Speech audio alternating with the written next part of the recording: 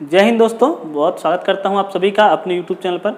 दोस्तों, पिछले काफ़ी समय से मेरे चैनल पे वीडियोस नहीं आ रही थी या मैं नहीं डाल पा रहा था। काफ़ी लोगों ने मुझे मैसेज भी किया। तो अभी हाल ही में रेलवे के एग्ज़ाम वगैरह थे, कुछ थे मेरे, तो उनके लिए मैं बाहर गया था हैदराबाद।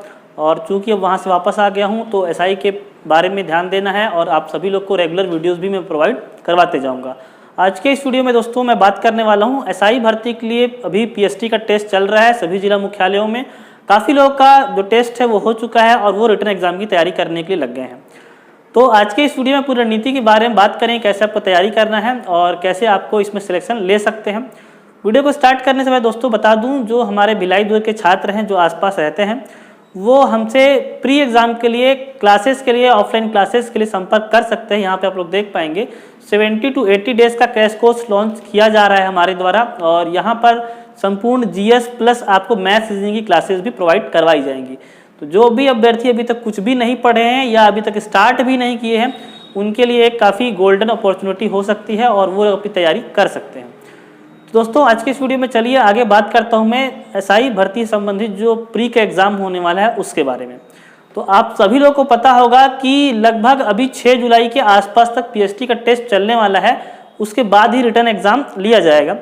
एक मित्र ने कॉल भी किया था कि क्या हमको फिर से अप्लाई करना पड़ेगा, फॉर्म भरना पड़ेगा क्या, जैसे कि मेरा PST क्लियर हो गया। तो ऐसा कुछ नहीं है। PSC में ऐसा होता है कि प्री एग्ज़ाम क्लियर करने के बाद मेंस के लिए आपको फिर से फॉर्म भरना पड़ता है, लेकिन SI में अभी आपका PST क्लियर हो गया है तो उसके बाद आपको रिटर्न एग्ज़ाम के लिए फिर से एडमिट कार्ड आएगा और बताया जाए कि अब आपका रिटर्न एग्ज़ाम होने वाला है। तो आपको मैं बात करता हूं दोस्तों कि जो CGSI का प्री का एग्ज़ाम होने वाला है उसमें आपको सामान्य ज्ञान पढ़ना है, क्योंकि सामान्य ज्ञान से संबंधित प्रश्न पूछे जाएंगे। यही आपके राजपत्र में दिया गया है और यही आप लोग कह सकते हैं कि एकमात्र सिलेबस है, ठीक है। लेकिन मैं आपको अपने तरफ से सजेशन करूंगा कि सामान्य ज्ञान तो आप पढ़िए, प्लस साथ में मैथ्स और रीजनिंग को लेते हुए चलिए। मैं ये नहीं कह रहा कि ये आपको एग्जाम में पूछा जाएगा प्री में, लेकिन 1 घंटा आप इसकी डेली प्रैक्टिस करिए। क्यों? क्योंकि 2012 में जो इससे पहले एग्जाम हुआ था उसमें मैथ्स रीजनिंग के 8 से 10 प्रश्न आए हुए थे, ठीक है। चूंकि अब मैथ्स रीजनिंग का मेंस में एक सेपरेट पेपर रखा गया है और सिलेबस में इसके बारे में नहीं कहा गया है, तो मुझे ऐसी उम्मीद है कि नहीं पूछा जाएगा। तो सामान्य ज्ञान में सबसे इंपॉर्टेंट ये है दोस्तों कि आपको जो पढ़ना है तो छत्तीसगढ़ का सामान्य ज्ञान पढ़ना है, CG का और इंडिया का, ठीक है। इंडिया का भी सामान्य ज्ञान पढ़ना है, प्लस साथ में हम लोग करंट अफेयर को भूल जाते हैं। करंट अफेयर पिछले 6 मंथ का तो आप लोग बिल्कुल पढ़ना ही पढ़ना है। आपको पिछले 6 मंथ का आप लोग करंट अफेयर पढ़ डालिए। साथ में 1 घंटा आपको मैथ्स रीजनिंग बनाते हुए चलना है। तो यहाँ से आप लोग का प्री की जो तैयारी है वो हो जाएगा। छत्तीसगढ़ के लिए छत्तीसगढ़ के सभी टॉपिक आपको कवर करने पड़ेंगे। जैसे छत्तीसगढ़ की मैं हिस्ट्री की बात करूँ, ज्योग्राफी की बात करूँ, हिस्ट्री रहेगी, ज्योग्राफी रहेगी, कला और संस्कृति रहेगी, मतलब कल्चर रहेगा, ठीक है। उसकी जनजातियाँ रहेंगे, प्रशासन रहेगा, पंचायती राज रहेगा, ठीक है। कहने का मतलब है छत्तीसगढ़ के बारे में कोई भी टॉपिक आपको नहीं छूटना चाहिए। उसकी प्रशासनिक योजनाएं भी साथ में रहेंगी, जो प्रमुख व्यक्तित्व हैं वो भी रहेंगे। पद्म पुरस्कार हो गए या फिर जो राज्य शासन के द्वारा पुरस्कार दिए जाते हैं, कंप्लीट ओवरऑल पूरी स्टडी करनी है आपको छत्तीसगढ़ की। और इंडिया की भी आपको वैसे ही स्टडी करनी पड़ेगी, क्योंकि सामान्य ज्ञान का सिलेबस डिस्क्राइब नहीं है। तो कंप्लीट आपको हिस्ट्री पढ़ना पड़ेगा, कंप्लीट ज्योग्राफी पढ़ना पड़ेगा, कंप्लीट कॉन्स्टिट्यूशन पढ़ना पड़ेगा, कंप्लीट इकोनॉमिक्स पढ़ना पड़ेगा, आपको साइंस भी पढ़ना पड़ेगा, साइंस एंड टेक्नोलॉजी भी पढ़नी पड़ेगी, इन्वायरमेंट एंड इकोलॉजी भी पढ़नी पड़ेगी। और प्लस जो करंट अफेयर है वो इंडिया और छत्तीसगढ़, CG इंडिया और CG दोनों का आपको छत्तीसगढ़ पूरा आपको कंप्लीट पढ़ना है। तब आपका ऐसा कह सकते हैं कि प्री में आपकी तैयारी अच्छी हो जाएगी। मैथ्स रीजनिंग को 1 घंटा बनाते चले, क्योंकि अगर ये आपका अच्छा नहीं होगा तो मेंस में आपको जाकर के फंसना निश्चित है। क्योंकि 200 नंबर का कंप्लीट 200 नंबर का सिर्फ मैथ्स और रीजनिंग ही आने वाला है। इसलिए जो हम लोग अभी प्री की जो क्लासेस ले रहे हैं उसमें मैथ्स और रीजनिंग साथ में लेकर के चल रहे हैं, चाहे ये आए चाहे मत आए। मैं ऐसा मान के चलता हूँ जो अभ्यर्थी प्री में बैठा है तो वो निश्चित तौर पर प्री क्लियर करेगा, अगर वो थोड़ी सी भी मेहनत इस सब्जेक्ट में कर लेगा। वो प्री अब क्लियर कैसे होगा दोस्तों, बात करता हूँ मैं।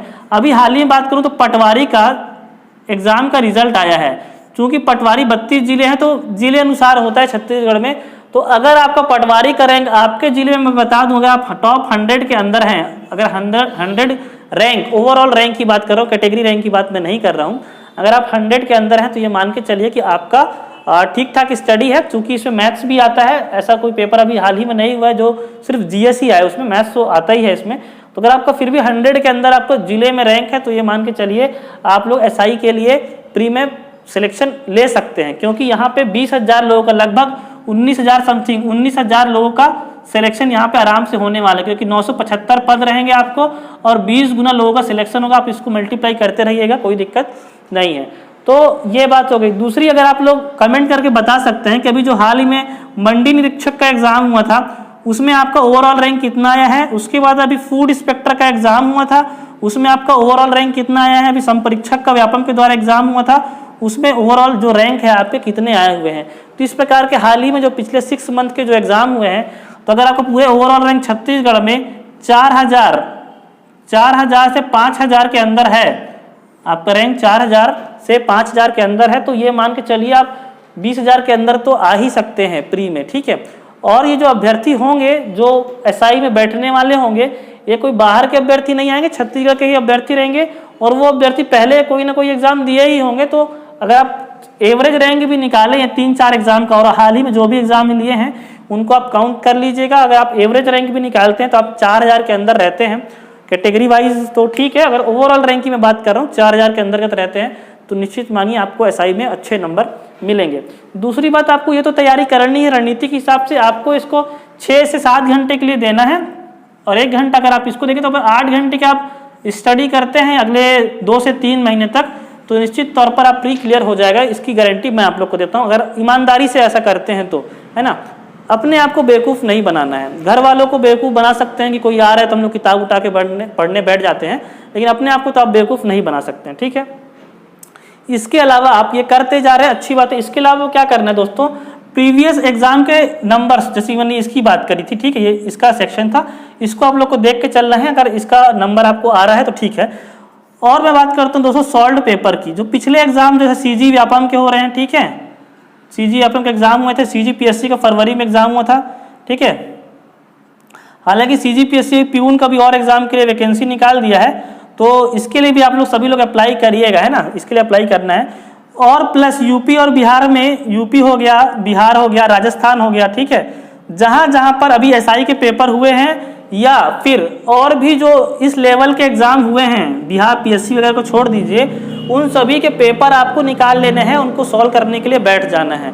दूसरे राज्यों में मैं क्या कह रहा हूँ, दूसरे राज्यों में यूपी, बिहार, राजस्थान, कर्नाटक, एमपी, जहाँ भी एग्जाम हुए हैं वहाँ के पेपर निकाल लेना है, आपको उसको सोल्व करने बैठ जाना है। वहाँ से डायरेक्ट प्रश्न आपको उठाए जा सकते हैं।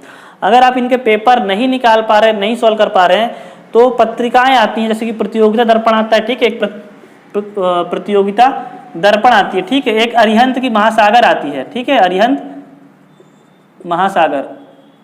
मैं इसका प्रमोशन नहीं कर रहा हूँ दोस्तों, मैं फॉलो करता हूँ इसलिए मैं आपको बता रहा हूँ, ठीक है। प्रतियोगिता दर्पण ले सकते हैं, दोनों में से कोई भी एक मैगजीन ले सकते हैं। इनके पीछे में आपको सॉल्व पेपर मिल जाएंगे जो बाहर में एग्जाम होते हैं अदर स्टेट्स में, तो उन पेपर को आपको देखिए और उनको सॉल्व करने बैठिए। और दोस्तों जब आपकी जॉब लग जाएगी या कहीं भी आप जॉब करने जाते हैं तो आपको सैलरी मिलती है, उस सैलरी पाने के लिए आप 8 घंटा रगड़ करके मेहनत करवाई जाती है आपसे, प्राइवेट जॉब हो या गवर्नमेंट जॉब हो। तो आपको क्या होता है कि माइंड ऐसा काम करता है हमारा कि हमको पहले सैलरी मिले और साथ में हम काम करें, लेकिन गवर्नमेंट जॉब की जो प्रिपरेशन करते हैं, एग्जाम की तैयारी करते हैं, यहाँ पे थोड़ा सा उल्टा होता है। यहाँ पे पहले आपको मेहनत करनी होगी 8-8 घंटा, उसके बाद आपको सैलरी मिलेगी 60 साल तक, समझ रहे हैं। सिलेक्शन लेने के बाद आपको सैलरी वो 60 साल तक मिलेगी। तो होप्स आपको सारी रणनीति जो है वो समझ में आ गई होगी। आपको जीएस पे विशेष ध्यान देना है, मैथ्स रीजनिंग को साथ में लेकर के चलना है। जब आपका प्री क्लियर हो जाएगा तो मेंस में क्या सब्जेक्ट हैं, कितने नंबर हैं, चयन सूची वगैरह क्या हो, तो ऑलरेडी मैं पहले बता चुका हूँ, उसके लिए मैं सेपरेट वीडियो और बनाऊंगा। तो अभी आप सिर्फ पढ़ने बैठ जाइए और अपने प्री के एडमिट कार्ड का इंतजार करिए। और जिन अभ्यर्थियों का पीएचडी बचा हुआ उसमें बिल्कुल भी टेंशन लेने की जरूरत नहीं है। आपकी शारीरिक मापदंड सही होगी और आपने फॉर्म डाला होगा तो आपको निश्चित वहाँ से क्या हो जाएंगे, पास हो जाएंगे। तो होप्स आपको सारी बातें समझ में आ गई होंगी। अंत में एक बार और बता देना चाहता हूँ कि 20 जून से क्लासेस स्टार्ट हो रही हैं ऑफलाइन बैचेस से। भिलाई दुर्ग में हमारा संस्थान है और आप दिए गए नंबर पर कांटेक्ट हमसे कर सकते हैं। मिलता हूँ मैं आपसे अगले वीडियो में, तब तक धन्यवाद। जय हिंद।